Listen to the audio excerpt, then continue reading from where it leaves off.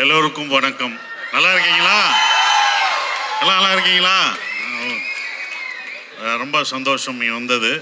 இதான் என்னோடய first time மாலில் இப்படி ஒரு இது பண்ணலாம்னு எனக்கு தெரில. நான் வந்ததில்லை.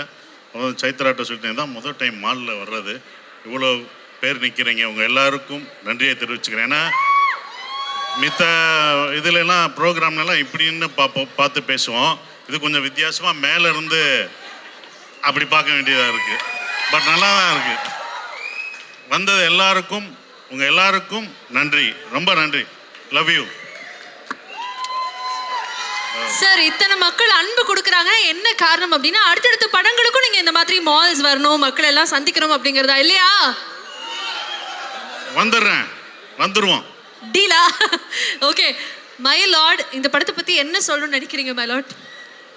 மை லார்ட் என்ன குத்துனாலும்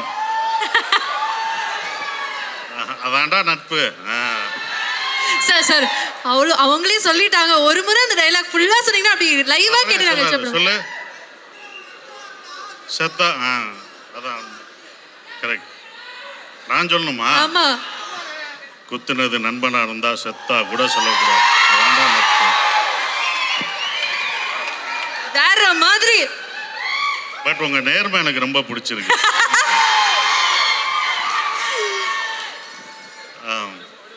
சார் மயிலாடு பத்தி. மயிலாடு ராஜ்முருகன் சார் அவருடைய இயக்கத்தில் நடிக்கிற படம் மயிலாட் ரொம்ப சிறப்பாக வந்திருக்கு. ஏன்னா அவருடைய ஜோக்கர், குக்கு, அவர் எழுதின அந்த புத்தகங்கள், ஆனந்த விடனில் எழுதின கட்டுரைகள், இதுக்கெல்லாம் நான் வந்து ரசிகன். அவர் எனக்கு இந்த கதை சொல்லும்போது இந்த கதை என்னவாக இருக்கோ அந்த கதைக்குள்ளே நான் வந்து அடாப்ட் பண்ணிக்கிறேன்னு சொல்கிறேன். அது மாதிரி தான் அவர் என்ன நினச்சாரோ அப்படி எடுத்திருக்காரு. அதுக்குள்ளே நான் வந்திருக்கேன். எஸ். அண்ட் அதே மாதிரி ட்ரெய்லர் பார்க்கும்போது உங்களுக்கும் சோமசுந்தரம் சாருக்கும் ஒரு பியூட்டிஃபுல்லான ஒரு காம்பினேஷன் படத்தில் காத்துட்ருக்கு அப்படிங்கிறது எங்களுக்கு தெரியுது. ஸோ அதை பற்றி தெரிஞ்சுக்கலாமா?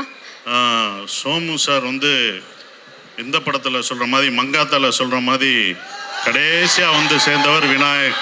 அது மாதிரி எங்கள் டீமில் கடைசியாக ஆபத் பாந்தா வந்து எங்களை காப்பாற்றுறது சோமு சார் தான். ஏன்னா வேறு ஆர்டிஸ்ட் இல்லை.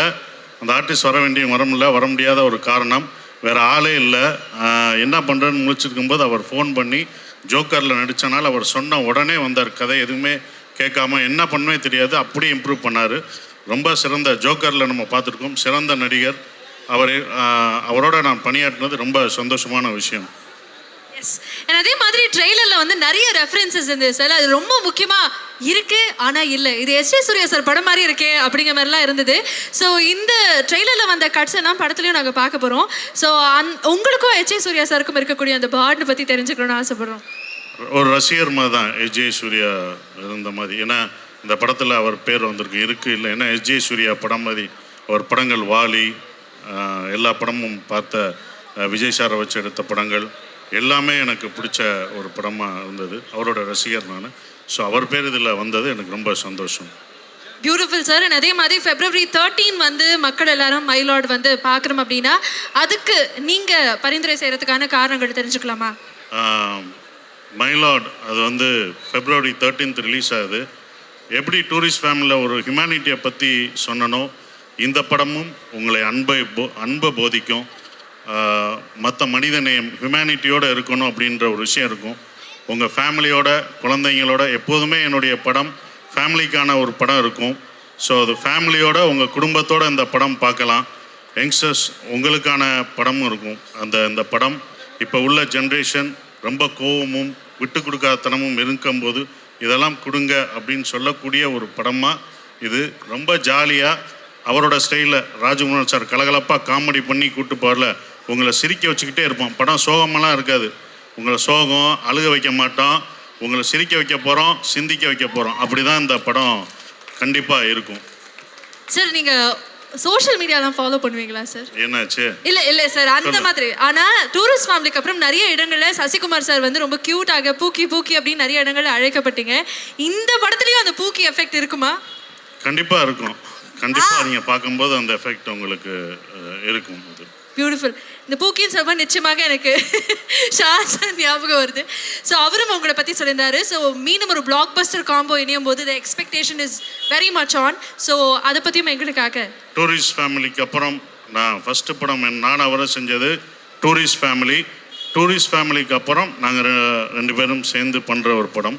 ஷானோட குரலுக்கு நான் எப்போதும் அடிமை. அவருடைய குரல் வந்து ஒரு யாசகமான குரல்.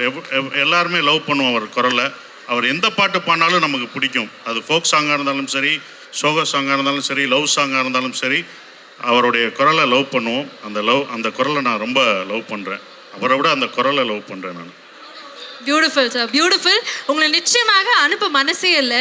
ஆனால் ஒரே ஒரு விஷயம் மட்டும் கேட்கணும் சார். அவங்க வந்து இந்த தமிழ் வந்து உங்கள்கிட்ட இருந்து கற்றுக்கிட்டேன்னு சொல்லும்போது நீங்கள் ஏதோ சிரிச்சிங்க. அப்போது இல்லை அவங்க அதுக்கு சிரிக்கலை.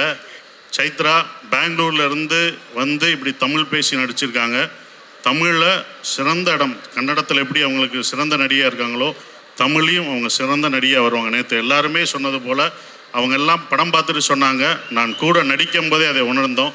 அவங்க பெங்களூர்லேருந்து வந்திருக்க தமிழுக்கு வந்திருக்க நடிகையை வரவேற்று எல்லாரும் ஒரு கைத்தட்டு கொடுங்க ப்ளீஸ். அவங்க ஏன்னா அவ்வளோ பிரமாதம். நீங்கள் படம் பார்த்துட்டு அவங்க என்ன யாருன்னு உங்களுக்கு தெரியும். அவ்வளோ அழகாக பெர்ஃபார்ம் பண்ணியிருக்காங்க. இந்த படத்தை லவ் சீன் எங்களுக்கு அவங்களுக்கு அவ்வளோ லவ் சீன் வந்ததுன்னா அதுக்கு அந்த பொண்ணு தான் காரணம். அவ்வளோ இதாக பண்ணாங்க. நான் கமெண்ட் அடித்தது படம் பார்த்துட்டு February 13 படம் பாருங்க, படம் பார்த்துட்டு நல்லா இல்லைன்னா காசை நான் கொடுக்குறேன்னு அட்ரஸை கொடுமா, அங்கே வந்து ஏதாவது நான் வாங்கிக்கோன்னு சொல்லான்னு அந்த கமெண்ட் தான் அடித்தேன். வேற ஒன்றும் அடிக்கலை. அதுவும் தமிழில் எப்படி பார்த்து எவ்வளோ அழகாக பேசுகிறாங்க. சரவெடியை கொளுத்துனா டப்படப்படப்படப்படப்படப்பட நடிக்கணுமா தான். அப்படி தான் ஷூட்டிங்லேயும் கடகடகடன்னு பேசும். பட் நல்லா நடிச்சிருக்காங்க. அவங்களுக்கு ஒரு நல்ல ஒரு எதிர்காலம் உண்டு. எல்லாருக்கும் வணக்கம். எப்படி இருக்கீங்க? கேட்கல என்னங்க, நான் பெங்களூர்ல இருந்து வந்து தமிழ் கத்துக்கிட்டு இங்க வந்து பேசிட்டு இருக்கேன். நீங்க வெல்கமே பண்ணாம இருந்தா எஃபர்ட்ஸ் எல்லாம் போயிடும்ல. சத்தம் இன்னும் பத்தல. நம்மளுடைய சத்தம் காமிக்கலாமா? நமக்காக ஒருத்தங்க வந்திருக்காங்க. Chennai, can we make some noise? Thank you. I love you all. Thank you. என்ன தெரியுமா, இந்த படம் ஸ்டார்ட் பண்ணும்போது இது என்னோட முதல் தமிழ் படம். 3 BHK பண்ணேன். சைன் பண்ணது 3 BHK ஃபர்ஸ்ட் தான். ஆனால் set experience shooting experience Tamil படத்தில் இதே ஃபர்ஸ்ட். அதுக்காக ராஜமுருகன் சார்க்கு நான் தேங்க்யூ சொல்லணும். அன்னைக்கு எனக்கு ஒரு வார்த்தை கூட தமிழ் தெரியாதுங்க. So Raju sir settle Sasikumar சாரோட சப்போர்ட்டில் ஐ ஸ்டார்டட் லேர்னிங் தமிழ். அந்த தமிழ் டைலாக்ஸ் எல்லாமே இந்த சிட்டி பொண்ணு எடுத்துக்கிட்டு போய் ஒரு கோவில்பட்டி பொண்ணும் பண்ணிட்டாரு. ஸோ அங்கே போய் தமிழ் கற்றுக்கிட்டு அந்த டைலாக்ஸ் கற்றுக்கிட்டு இவ்வளோ இல்லி வரைக்கும் பேச முடியும். அடுத்த ஃபிலிம்க்கு வந்ததுக்கு அப்புறம் இன்னும் நிறைய நல்லா பேசுறேன். நல்லா கரெக்டாக ஆக்சுவலாக ஃப்ளூவெண்ட்டாக பேசுகிறாங்க. இவங்க பெங்களூர்லேருந்து வந்த மாதிரி எனக்கு சத்தியமாக ஒரு ஃபீல். ஆமாம், எந்த லேண்டுக்கு வந்தாலும் அந்த லாங்குவேஜ் பேசணும். That's very nice.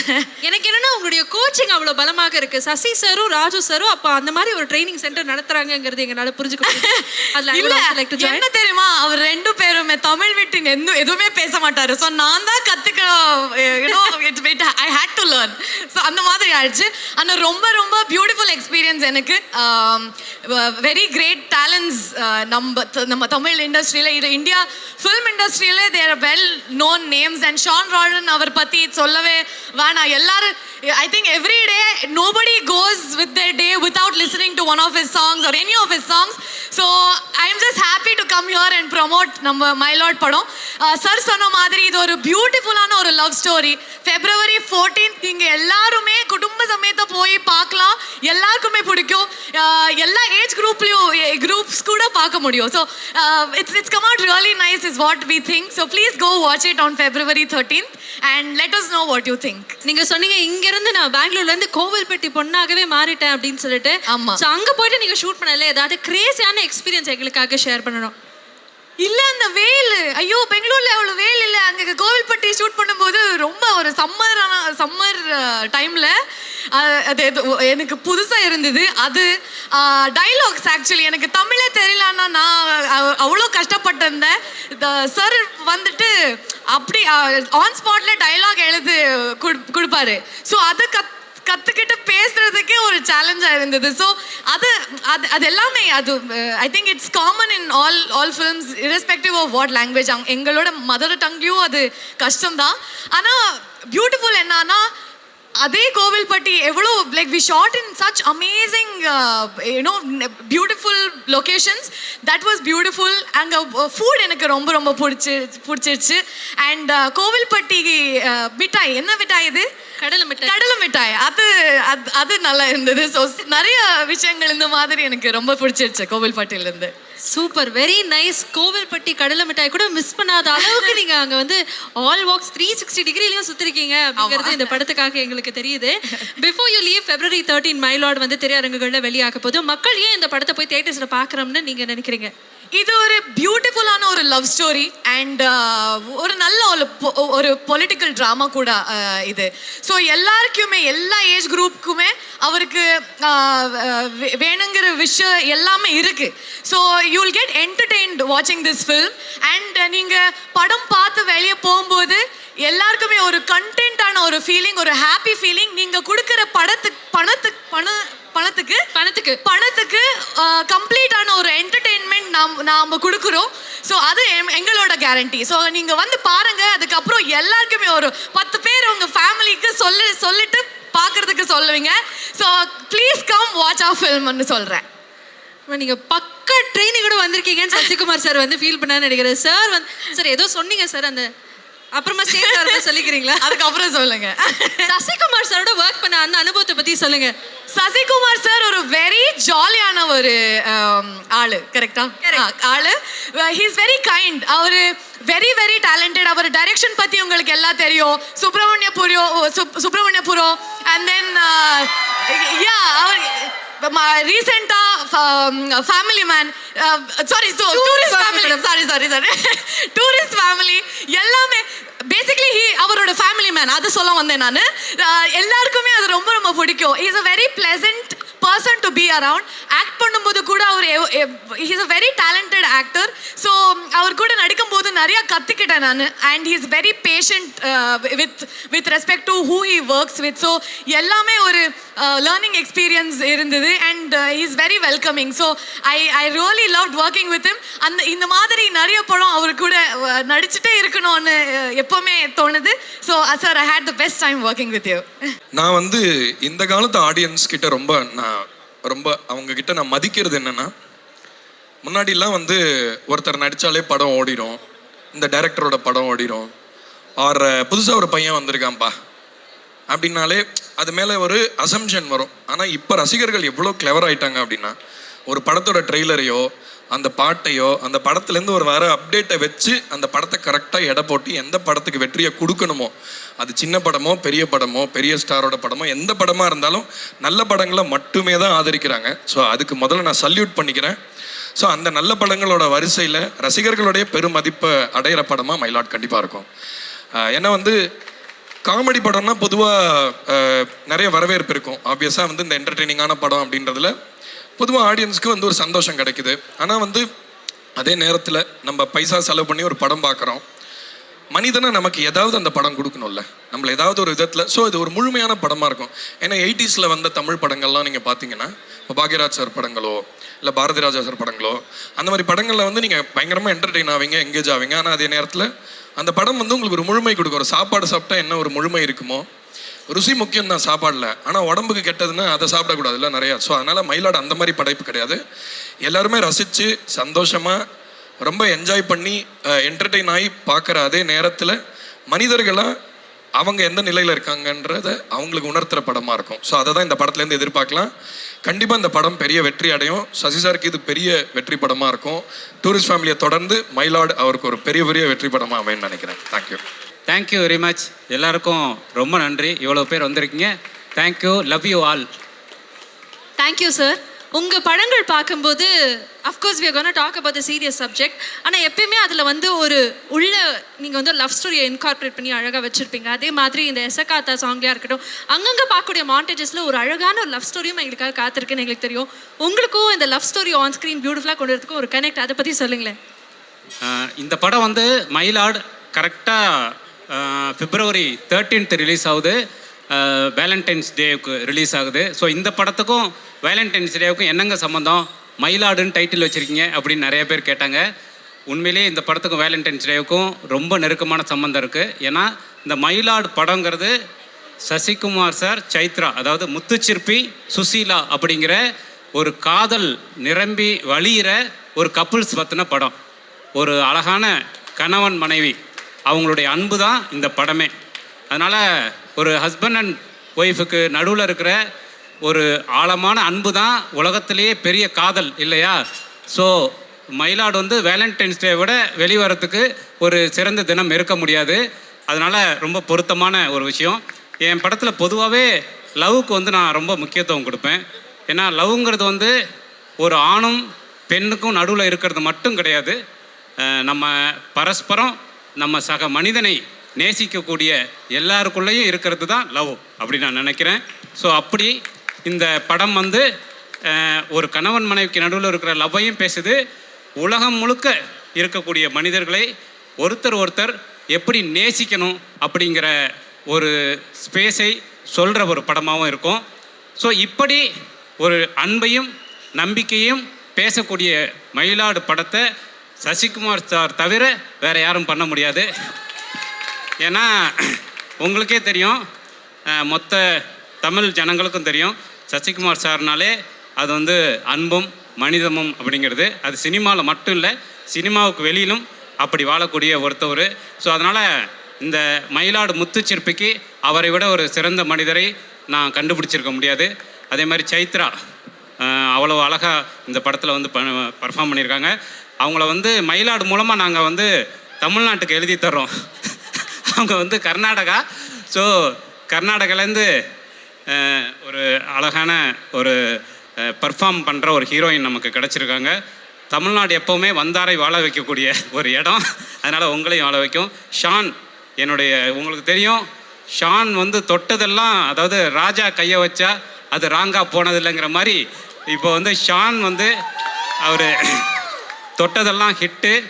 அவர் சமீபமாக உங்களுக்கே தெரியும், குட் நைட்டாக இருக்கட்டும், லவ்வராக இருக்கட்டும், டூரிஸ்ட் ஃபேமிலியாக இருக்கட்டும், லப்பர் பந்தாக இருக்கட்டும், அவர் வந்து கையை வச்சாலே அந்த படம் வந்து ஹிட்டு தான். அந்த வரிசையில் நிச்சயமாக மயிலாடும் இருக்கும்.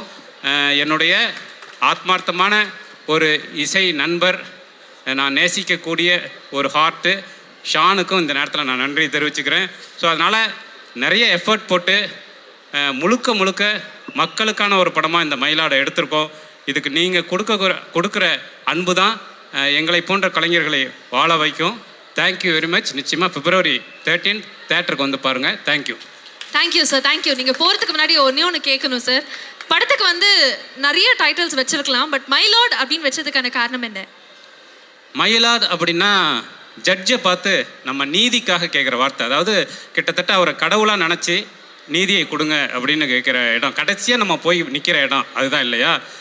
அப்போது இந்த படம் பொறுத்த வரைக்கும் இங்கே மயிலாட் யாருன்னா ரொம்ப எளிமையான ஒரு மனிதன், எந்த அதிகாரமும் இல்லாத ஒரு மனிதன் கையில் தீர்ப்பு எழுதுகிற ஒரு அதிகாரம் கிடச்சிதுன்னா என்னாகும், அதுதான் இந்த படம். ரொம்ப கடைசி வரிசையில் நிற்கக்கூடிய முத்துச்சிற்பிங்கிற ஒரு மனிதன்கிட்ட தீர்ப்பு எழுதக்கூடிய அதிகாரம் கிடச்சிதுன்னா அவன் எப்படியான ஒரு தீர்ப்பை கொடுப்பான் அப்படிங்கிறதா இந்த படம். ஸோ இந்த படத்தை பொறுத்த வரைக்கும் இந்த நாட்டின் கடைசி வரிசையில் நிற்கக்கூடிய ஒரு மனிதன் தான் மயிலாடு.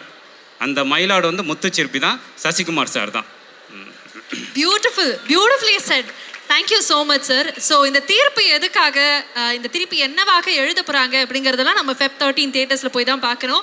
ஸோ இங்கே நீங்கள் சொல்லும் போது சிங்கிள்ஸும் கொஞ்சம் வருத்தப்பட்டிருப்பாங்க, பட் நீங்கள் சிங்கிள்ஸ் நீங்களும் போய் தேட்டரில் போய் பார்த்தீங்கன்னா உங்களுக்கும் லவ் மலர்றதுக்கான வாய்ப்புகள் இருக்குது இல்லையா? நிச்சயமாக இந்த எப்போவுமே கண்டென்ட் பேஸ்டான நல்ல படங்களுக்கு தமிழ் மக்கள் வந்து தொடர்ந்து ஆதரவு கொடுப்பாங்க. அவங்க வந்து மயிலாடையும் நிச்சயமாக அள்ளி எடுத்துக்குவாங்கன்னு நினைக்கிறேன். Thank you very much.